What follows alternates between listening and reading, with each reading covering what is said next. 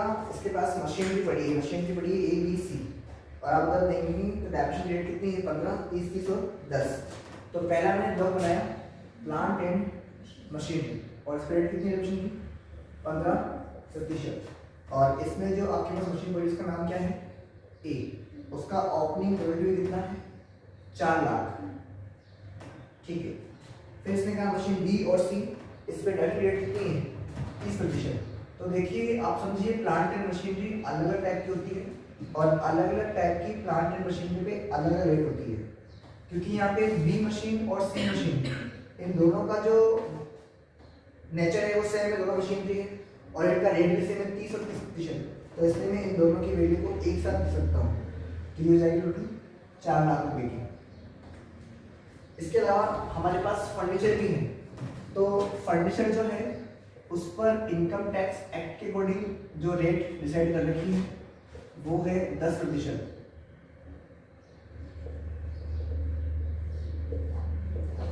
और इसकी भी हमें ओपनिंग WDV दे रखी है, जो कि है 1 अप्रैल 2020 की, और 10,000 रुपये इसकी ओपनिंग WDV है। इसने कहा कि गत वर्ष 2021 के दौरान कर्णधार ने निम्न संपत्ति प्राप्त करी, मतलब इसने खरीदी, तो एक तो उसने खरीदी मशीन B, और जब D मशीन खरीदी इसकी रेट कितनी है, 30%। तो ये ब्लॉक सेकंड का मामला है, राइट। तो यहाँ पर आप लिखिए परचेज मशीनरी D, और ये आपने परचेज करी है 17 जुलाई 2020 को।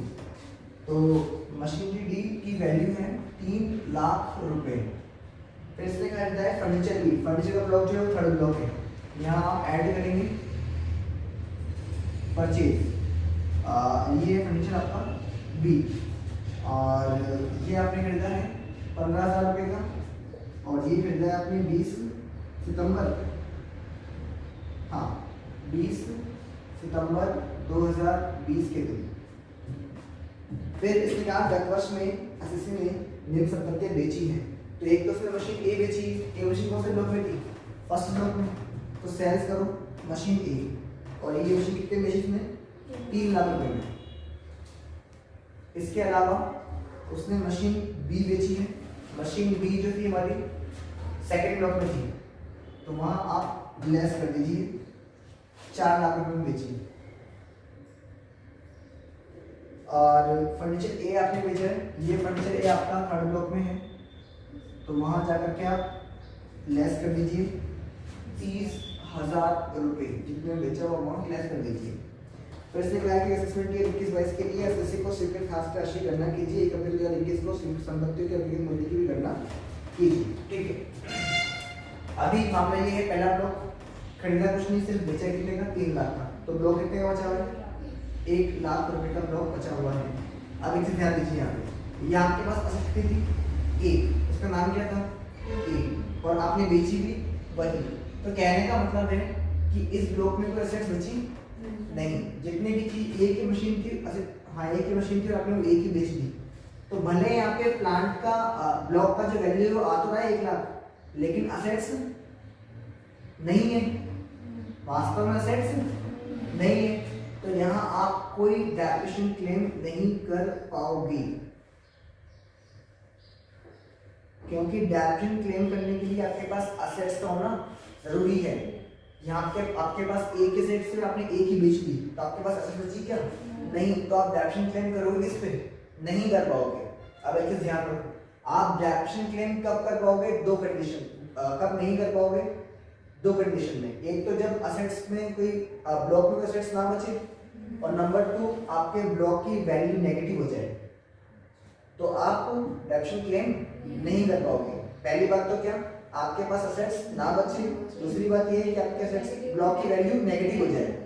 नेगेटिव का वही वैल्यू जब WDV और परचेज के टोटल से सेल्स वैल्यू क्या हो, ज्यादा हो, तो नेगेटिव हो जाएगा ब्लॉक, तब आप डेप्रिसिएशन क्लेम नहीं कर पाओगे। यहाँ बात करते हैं 4 और 3 7 लाख लेस करेंगे 4 लाख, तो कितना बचेगा, ये क्लोजिंग वैल्यू, इसमें से कहेंगे नया पुराना, तो नया कितना 3 लाख, इसका मतलब पुराना कुछ भी नहीं। अच्छा, इस पर आप देखो 180 से ज्यादा है, 180 से कम, ठीक है, फिर अपने तो जाएगा 180 से ज्यादा हो जाएगा, तो 3 लाख और रेट कितनी है इसमें 30%, तो 90,000 रुपये। ठीक है, चलिए यहाँ फिर से बात करते हैं। 10, 15, 25, 25 माइनस 30, तो मतलब 5 नेगेटिव हो गया, तो मैंने कहा नेगेटिव हो गया ब्लॉक, तो यहाँ भी आप डेप्शन क्लेम नहीं कर पाओगे, राइट। अब एक मेरी बात सुनना, प्लांट एंड मशीनरी जब आप खरीदते हैं तो उस पर आपको नई प्लांट एंड मशीनरी पे डेप्रिसिएशन मिलता है, और इसके हालांकि शर्तें हैं कुछ, जैसे पहली शर्त ये है कि जो असेसी है वो किसी वस्तु के निर्माण में लगा होना चाहिए, मतलब वो कोई ना कुछ मैन्युफैक्चरिंग कर रहा होना चाहिए, समझ में आई बात आपको। दूसरी बात ये है कि है ना, एक तो ये है कि वो निर्माण में लगा होना चाहिए, और ये बात है कि ये जो नई मशीन को खरीद रहा है उसका प्रीवियस में यूज होना चाहिए, समझ रहे हैं आप। और प्रीवियस मतलब ऐसा होना चाहिए कि आपने नई मशीन खरीदी प्रीवियस 2021 में, और 2021 पुराने से पहले आपने उसमें बेच दी, ऐसा नहीं होना चाहिए। मतलब ऐसे 4 कंडीशन है, 2-3 जो मुझे याद है बता दिया आपको, बाकी अपन नोट्स में लिख लीजिए।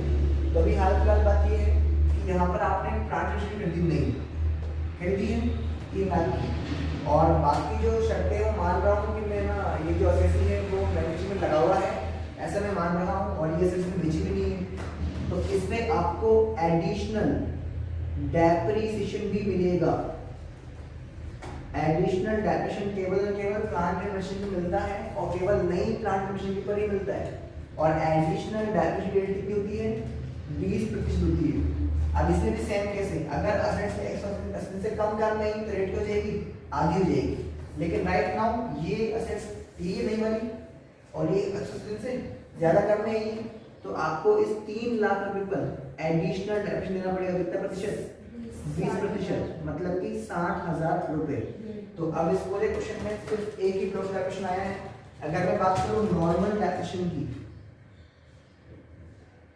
तो वो कितना है 90,000, और अगर मैं बात करूं एडिशनल डेप्रिसिएशन की तो वो कितना है 60,000 रुपए, और अगर मैं बात करूं टोटल डेप्रिसिएशन की तो कितना जाएगा 1.5 लाख रुपए। देखो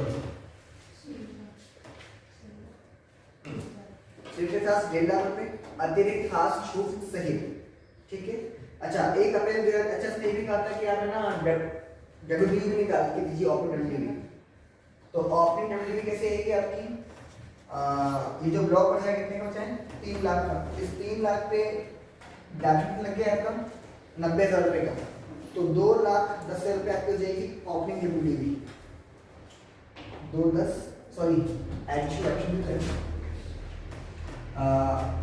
यहाँ पे क्लोजिंग वैल्यू कितनी थी 3 लाख, 3 लाख में से डेप्रिसिएशन लगे टोटल 1.5 लाख, तो आपके ब्लॉक की, तो इस प्रश्न में ना आपसे ब्लॉक की डब्ल्यूडीवी मांगी है, मतलब कि नेक्स्ट ईयर की डब्ल्यूडीवी क्या होने वाली है, तो इस साल की क्लोजिंग डब्ल्यूडीवी नेक्स्ट ईयर की ओपनिंग डब्ल्यूडीवी बन जाएगी। तो आप देखो आपके पास असेट्स बची कितनी की 3 लाख, ये है आपकी closing value of second block, है ना 3 लाख रुपए। इस क्लोजिंग वैल्यू में से आपने डेप्रिसिएशन तो लगाया, तो 90 का ये और 60 का ये, टोटल कितना 1.5 लाख का, तो लेस करो डेप्रिसिएशन 1,50,000, तो आपके ब्लॉक की वैल्यू कितनी बची 1.5 लाख रुपए, और ये क्या है आपकी, ये है आपकी क्लोजिंग डब्ल्यूडीवी। डब्ल्यूडीवी का मतलब है जो भी आपके एसेट्स थे उस पर डेप्रिसिएशन लगाने के बाद जो वैल्यू बची वो होता है डब्ल्यूडीवी। समझते हैं आप इस बात को अच्छे से। तो ये एसेट्स थी बची हुई, उस पर डेप्रिसिएशन लगाने का, तो इतने रुपये डब्ल्यूडीवी आपकी निकल के आ जाएगी।